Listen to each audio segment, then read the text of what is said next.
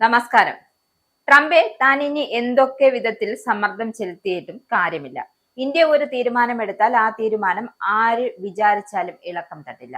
ആ ഉറച്ച തീരുമാനം എടുക്കുന്നത് ഇന്ത്യ ഭരിക്കുന്ന നട്ടലുള്ള ഭരണാധികാരിയായ നരേന്ദ്രമോദിയാണ്.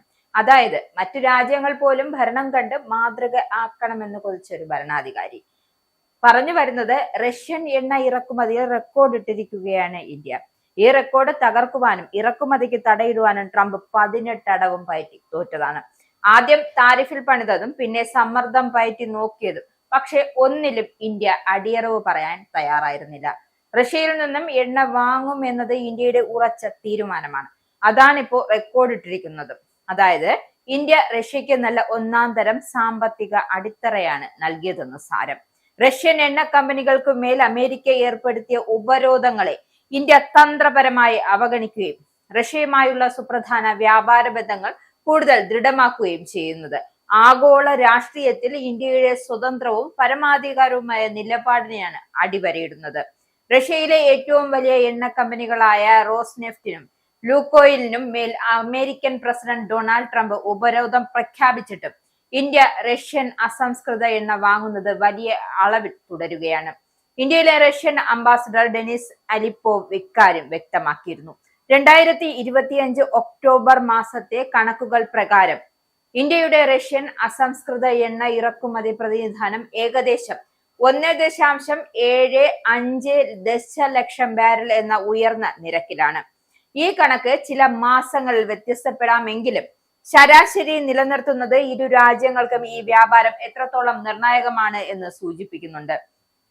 അന്താരാഷ്ട്ര ഉപരോധ ഭീഷണികൾക്കിടയിലും വിലക്കുറവിൽ ഊർജ സുരക്ഷ ഉറപ്പാക്കുക എന്ന ഇന്ത്യയുടെ തന്ത്രപരമായ നീക്കം സ്വന്തം രാജ്യത്തെ കോടിക്കണക്കിന് പൗരന്മാരുടെ താൽപര്യങ്ങൾക്കാണ് പരമമായ പ്രാധാന്യം നൽകുന്നതെന്ന് തെളിയിക്കുന്നു. ഊർജ മേഖലയിൽ മാത്രമല്ല, ഭക്ഷ്യസുരക്ഷാ രംഗത്തും റഷ്യ ഇന്ത്യയുടെ അവിഭാജ്യ പങ്കാളിയായി മാറിക്കഴിഞ്ഞു. കഴിഞ്ഞ 4 വർഷത്തിനിടെ ഇന്ത്യയിലേക്കുള്ള റഷ്യയുടെ സൂര്യകാന്തി എണ്ണ കയറ്റുമതി 12 മടങ്ങാണ് വർദ്ധിച്ചത്. 2021 മൊത്തം ഇറക്കുമതിയുടെ 10% മാത്രമുണ്ടായിരുന്ന റഷ്യ 2024 56% മുന്നിലെത്തി. ഇന്ത്യയുടെ സൂര്യകാന്തി എണ്ണ ആവശ്യകതയുടെ 5% മാത്രമേ പ്രാദേശികമായി ഉൽപ്പാദിപ്പിക്കുന്നുള്ളൂ എന്നതിനാൽ വിതരണത്തിന്റെ സ്ഥിരത അത്യന്താപേക്ഷിതമാണ്. ലോകത്തിലെ ഏറ്റവും വലുതും വിശ്വസനീയവുമായ സൂര്യകാന്തി എണ്ണയുടെ ഉറവിടം റഷ്യയാണ്. 2022 യുദ്ധത്തിനു ശേഷം ഉക്രൈന്റെ കയറ്റുമതി യൂറോപ്പിലേക്ക് വഴിതിരിച്ചു വിട്ടപ്പോഴും തുറമുഖങ്ങളിലേക്കുള്ള എളുപ്പത്തിൽ പ്രവേശനം ഉറപ്പായ വിതരണം ഉപയോഗിച്ച റഷ്യ ഇന്ത്യയുടെ വിപണിയിൽ ആധിപത്യം സ്ഥാപിച്ചു. അമേരിക്കൻ ഉപരോധങ്ങൾ റഷ്യയിൽ സമ്മർദ്ദം ചെലുത്താൻ ലക്ഷ്യമിടുമ്പോൾ ഇന്ത്യയുടെ വ്യാപാര തീരുമാനങ്ങളുടെ ചെലവ് കാര്യക്ഷമതയുടെയും ദേശീയ താൽപര്യങ്ങളുടെയും അടിസ്ഥാനത്തിലുള്ളതാണ്. അമേരിക്കൻ സമ്മർദ്ദങ്ങൾക്ക് വഴങ്ങാതെ സ്വന്തം സാമ്പത്തിക സ്ഥിരത ഉറപ്പാക്കാനുള്ള ഇന്ത്യയുടെ കഴിവ് ആഗോള ശക്തികൾക്കിടയിൽ രാജ്യം ബഹുധ്രുവ ലോകക്രമത്തിൽ സ്വീകരിക്കുന്ന തന്ത്രപരമായ സ്വയംഭരണത്തിന്റെ സൂചനയാണ്.